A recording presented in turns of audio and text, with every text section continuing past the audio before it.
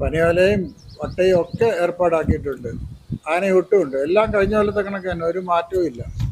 മേനോൻ സാറിൻ്റെ പുരടത്തി ആനക്കാരനാണ്. ഇന്നലെ എനിക്ക് വരാൻ പറ്റിയില്ല, ഒരു ഹോസ്പിറ്റൽ കേസ് ഉണ്ടായിരുന്നു. നമ്മുടെ പിരിവൊക്കെ എവിടം വരെയായി? നമ്മളെ പ്രതീക്ഷയ്ക്കൊത്ത് വരുന്നുണ്ട് സാറ്. വലിയ കുഴപ്പമൊന്നും വരുന്ന സാധ്യതയില്ല. പിരിവിന്റെ കാര്യം പറഞ്ഞപ്പോഴാണ് ഒരു കാര്യം ഓർമ്മ വന്നത്. ശോഭനന്റെ കടയിൽ കയറിയായിരുന്നു. കയറി, പ്രസിഡന്റ് പറഞ്ഞതുകൊണ്ട് മാത്രമാണ് കയറിയത്. അയാള് പിരിവും തന്നില്ല, നമ്മളെല്ലാം ആക്ഷേപിച്ചു വിടുകയും ചെയ്തു. നോട്ടീസ് പോലും വാങ്ങിച്ചില്ല പ്രസിഡന്റ്. അയാൾക്ക് ഒരു പണി കൊടുത്തേ പറ്റൂ. സാറ് പറഞ്ഞതിനകത്തും കാര്യമുണ്ട് പ്രസിഡന്റ്. അമ്പലത്തിന്റെ മുമ്പിൽ കട നടത്തുന്ന ആളല്ലേ അദ്ദേഹം. അദ്ദേഹത്തിനൊരു പിരിവ് കൊടുക്കേണ്ട കടപ്പാടില്ലേ?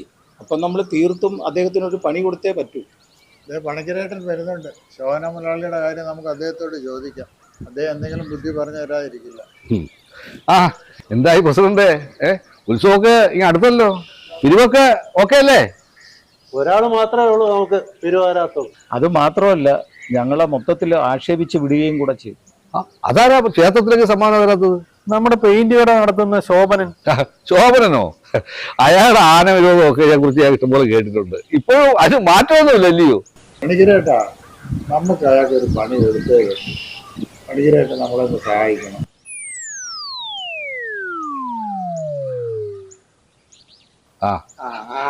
നമുക്ക് പരിഹാരം ഉണ്ടാക്കാന്നേ. നിങ്ങൾ ആ പീരിട്ട് പോലെ നമുക്ക് കൊടുക്കാന്നേ.